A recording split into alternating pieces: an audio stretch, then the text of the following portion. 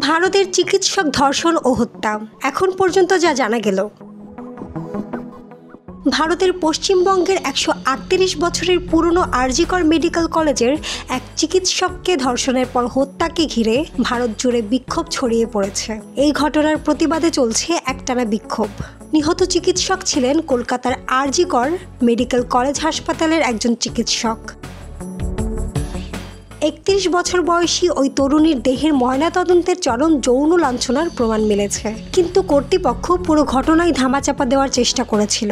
এই অভিযোগ ওঠার পর সমাজের সর্বস্তরের মানুষ কার্যত ফুঁসে উঠেছে। কলকাতার বিক্ষোভকারীরা জানান, আমরা ন্যায় বিচার চাই, ধর্ষককে ফাঁসি দাও, নারীদের বাঁচাও। মোনালিসা গুহ নামে স্থানীয় এক নারী কলকাতার দ্য টেলিগ্রাফ পত্রিকাকে বলেছেন, নারীদের বিরুদ্ধে নৃশংসতা থামছে না। আমরা প্রায় প্রতিদিনই হয়রানির সম্মুখীন হই। সঙ্গীতা হালদার নামের আরও একজন নারী বলেছেন, তবে ভয়ের কারণে বাইরে না যাওয়া এটা কোনো সমাধান নয়। যেভাবে হত্যা করা হতে পারে। আরজি করের তরুণী চিকিৎসকের ময়নাতদন্তের পূর্ণাঙ্গ প্রতিবেদন সামনে এলে একের পর এক চাঞ্চল্যকর তথ্য বেরিয়ে আসে। অভিযোগ উঠেছে, গ্রেপ্তার হওয়া সঞ্চয়রা প্রথমে অচেতন করেন তরুণী চিকিৎসককে এবং ধর্ষণ করেন। ধর্ষণের পর তাকে খুন করা হয়। ধারণা করা হচ্ছে মূলত মদ্যপ অবস্থায় পর্ন ভিডিও দেখার ফলে উত্তেজনার বশে এই কাজ করেছে। এছাড়া তদন্তের পর উঠে আসা তথ্য অনুযায়ী পুলিশ ধারণা করছে সঞ্চয় একাই ওই চিকিৎসকের উপর নারকীয় অত্যাচার চালিয়েছে। এখানে অন্য কেউ আর যুক্ত নেই বলে ধারণা করা হচ্ছে। গত 8ই আগস্ট রাতে টানা 34 ঘন্টার অন কল ডিউটিতে ছিলেন তরুণী চিকিৎসক। রাতে প্যারিস অলিম্পিকে জ্যাভেলিন থ্রোর ইভেন্ট টিভিতে দেখে এবং অনলাইনে আনানো খাবার সহকর্মীদের সঙ্গে খেয়ে 4 তলার পালমোনোলজি বিভাগের সেমিনার হলে কিছুক্ষণের জন্য বিশ্রাম নিতে যান তিনি। পুলিশ জানিয়েছে, কিছুক্ষণ পর ওই ঘরে ঢোকে সঞ্চয়। সেমিনার হলে ঢুকে দরজা বন্ধের চেষ্টা করেন। লক খারাপ থাকায় দরজা বন্ধ করা যায়নি।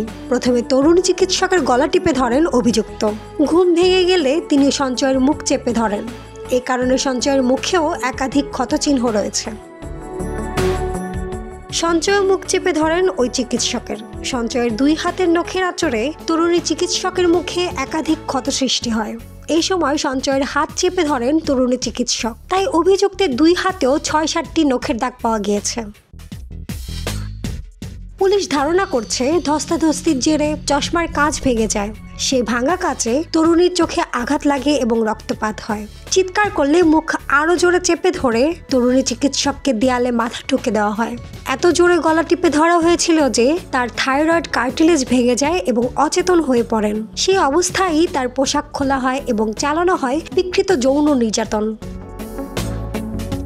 এরপর মৃত্যু নিশ্চিত করতে শ্বাসরোধে খুন করা হয় ওই নারী চিকিৎসককে। পরদিন সকালে জুনিয়র সহকর্মীরা ওই হলের ভেতরেই তার অর্ধনগ্ন মরদেহ পড়ে থাকতে দেখেন।